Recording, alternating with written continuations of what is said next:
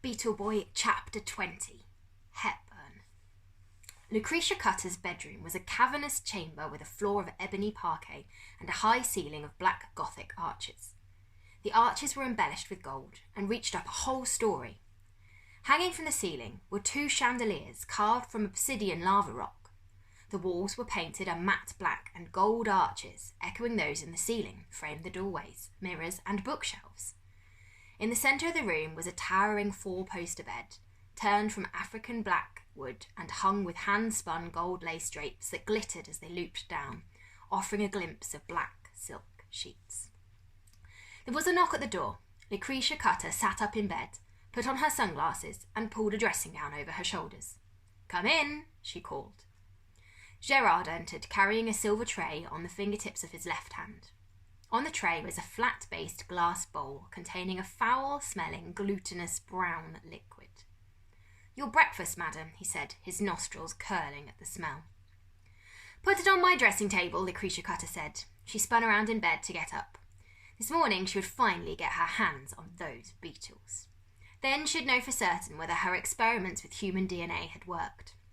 Bartholomew was a fool for meddling in her affairs. When he saw what she'd done, what she was going to do, he'd realised hers was the only way for the human race to progress and survive. Gerard set down the tray and stood back. "Madame," he cleared his throat, "may I speak with you about Mademoiselle Novak?" "What is it, Gerard?" "The girl is at an age where I feel she may benefit from schooling." He paused. "She is becoming curious about the world and asking questions." Lucretia Cutter studied the butler. She was intrigued that he'd given the matter any thought. He must care about the girl. "The De Treskelen Academy for Girls in Copenhagen is meant to be very good," he said. She gave a curt nod. "See to it, and tell Ling Ling to bring the car round at 7:30. "Yes, madame." Gerard bowed and left the room. Lucretia Cutter got out of bed and sat down in front of her mirror. It irked her that Gerard called her Madame and Novak Mademoiselle. Age is a relative concept, she reminded her reflection as she pulled the breakfast tray in front of her. "And I am but newly made." She lifted her hands to her jawbone, placing her fingertips below each ear, and opening her mouth impossibly wide, popped her jawbone loose from her skull with a sickening click. Letting it hang in the hammock of skin that covered her chin, she lowered her head to the rim of the glass bowl, and a long pair of fleshy palps reached out hungrily, scooping the putrid brown vegetation into her mouth. "Isn't she the loveliest beetle you've ever seen, Baxter?" Novak said, peering down at the rainbow-coloured insect crawling across her pale pink bedspread. Its wing cases seemed to flicker from hot pink to emerald green and back again. She reached out her hand, and the jewel beetle stepped up onto it, dropping a miniature scroll onto her palm. "Is that a message? It's tiny." Novak put the beetle down and carefully unravelled the roll of paper.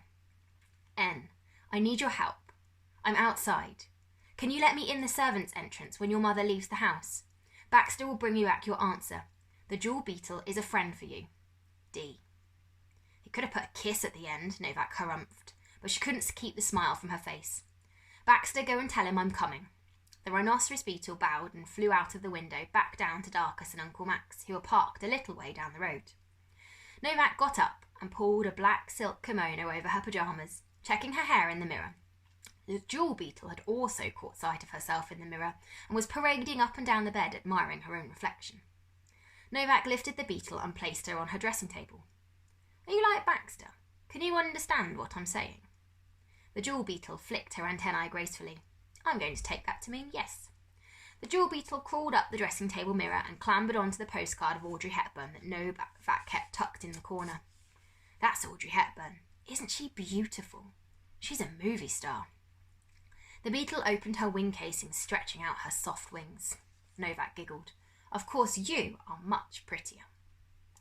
The beetle skipped into the air and gracefully looped in a circle, landing on the dressing table facing the mirror and preening her antennae with her mandibles. "That's what I shall call you." Novak lightly stroked the beetle's Electra. "Hepburn." Opening the drawer of her dressing table, she rummaged around until she found a gold cone with a clasp on its underside.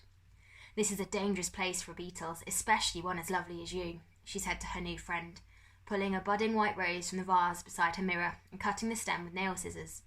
"We need to make you a hiding place." She prized open the flower and plucked out the tightly coiled petals at its centre. The outer petals held their shape, enveloping over one another, hiding the rose's hollow heart. Novak pushed the stem into the gold cone and pinned the rose to her dressing gown. Voila! A corsage hideaway. Do you think you can fit inside? Hepburn flew up, hanging off the bottom petals to open the rose, and crawled in. "Peep your head out." Hepburn poked her shiny pink face through the petals. "Oh, you do understand me. That's wonderful, but you must stay hidden if we meet anyone." Hepburn disappeared back inside the flower. Novak examined herself in the dressing table. The rose didn't look out of place, and anyway, the angry bruise on her face drew attention away from the flower. The familiar sound of car tyres on gravel drew her to the window.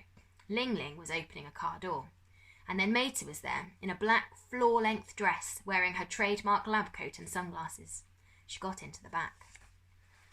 Novak watched, keeping back from the window so that she couldn't be seen. "Let's go and find out what Darkus wants," she whispered to Hepburn.